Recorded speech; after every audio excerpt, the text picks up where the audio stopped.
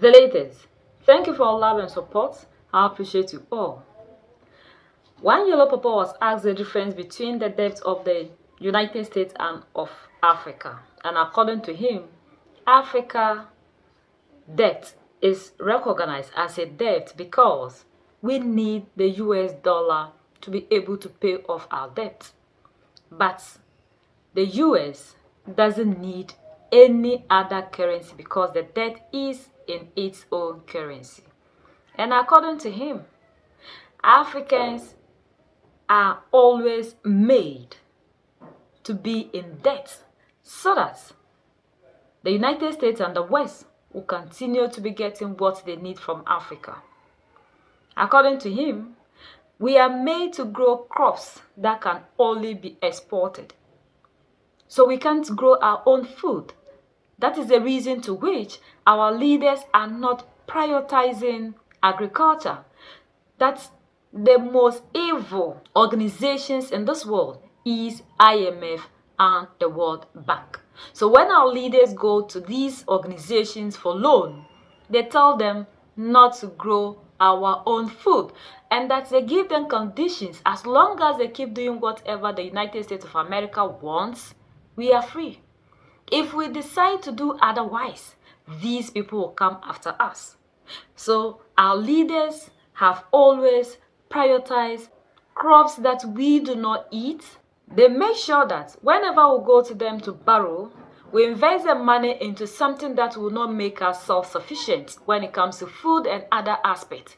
So they will have to always grow their crops. They export them into Africa. That is why our food, everything, we import them from these people because they have kept in systems to make sure the African doesn't become self-sufficient.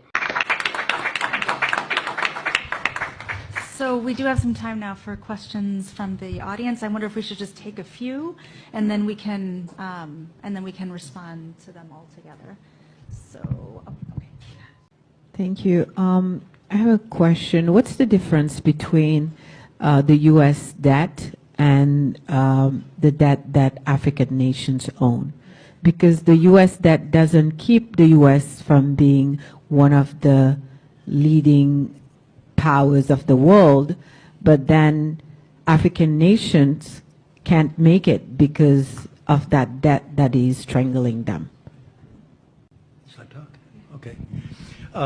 The first question is a very important question. What makes African and third world debt different from the American debt? Number one, America is never going to pay its debts. It doesn't have to. Its debts are in its own currency. We can simply print it. The African debt is not in its currency. The African debt is in U.S. dollars.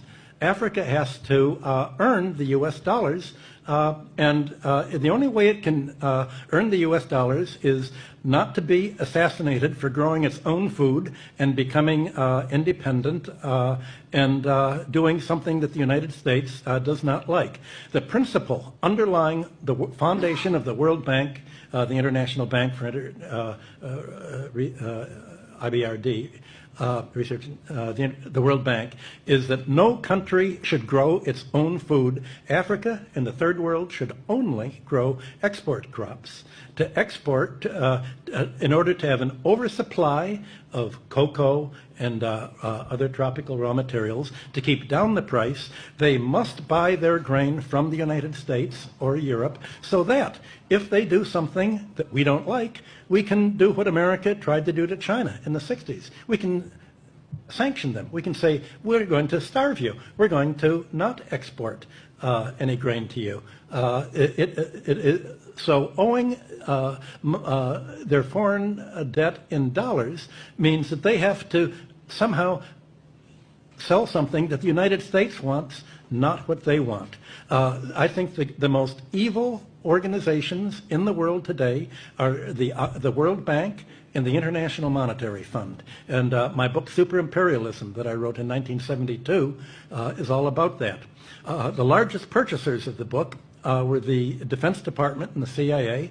I was immediately, the organization I worked for was given a $75,000, $85,000 Defense Department contract for me to come to explain to them how American imperialism worked, and they used it as a how to do it book. They thought it was just spontaneous, and I had written the book thinking that socialists in third world countries would do something about it, and indeed it was translated into Spanish and other languages.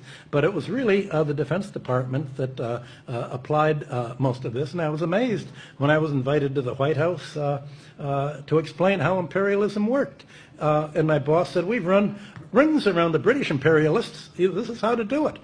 You make them owe the debts in your currency, not their own. You control their central bank and make them financially dependent on you, and then you've got a stranglehold for them." So certainly the third world countries should cancel the debts under the odious debt principle. I haven't been able to convince any of them to do it because they said if we do that, the CIA will kill us. So how do you break that cycle? That's a problem I've not been able to solve. The other thing, when you were responding to the first question, there's also something we're suffering from in Africa, the devaluation of currency as another way of Devaluation of the currency. Currency, yes. As a way of keeping us dependent continuously. That's a good point. When a country devalues a currency, what are they devaluing? Well, there's a world price for grain, a world price for aluminum, a world price for raw materials. The only thing that they can really devalue is the price of their labor. So when Africa or Latin America or Greece is told to, or America is told to devalue the currency, what that means is pay labor less.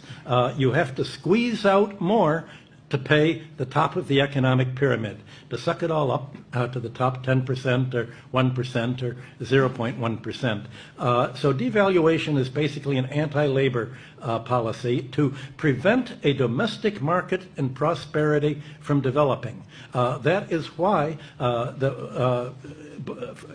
China and Russia are saying, we don't want to be part of the dollar area.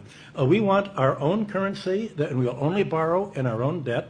Last time I went to China, it was a little annoying because they insisted in paying me in yuan, which all the little red bills that you have to go to a bank to turn in, and yet they said, well, we're following your advice. What do you complain about? That is why Captain Ibrahim Traore is always telling these our leaders that the reason to which we are backwards is because we are taking assistance from these people. And until we desist from taking things from them, we can never move forward because they use these things to cripple the African economy. They give us conditions that are not favorable to us. They make sure we continue to be where we are for them to continue rising. Not that the leaders do not know what they are supposed to do. They do. But it's because of the systems that are crippling them. They can never do otherwise. And because these people are kept there by Yolo Popo, they have to always make sure they listen and dance to that. If our leaders truly want the African to be self-sufficient, they have seen what is happening in Mali, Niger, and Burkina Faso ever since they decided to cut ties with these people. That is the reason to which these people are after Mali, Niger, and Burkina Faso, because now that they are on their own, they are able to grow the agriculture sector, and we are having abundance of food. And if this continue, their market is collapsing. After they have cultivated all their things, they will no longer have a free market to come and dump these things.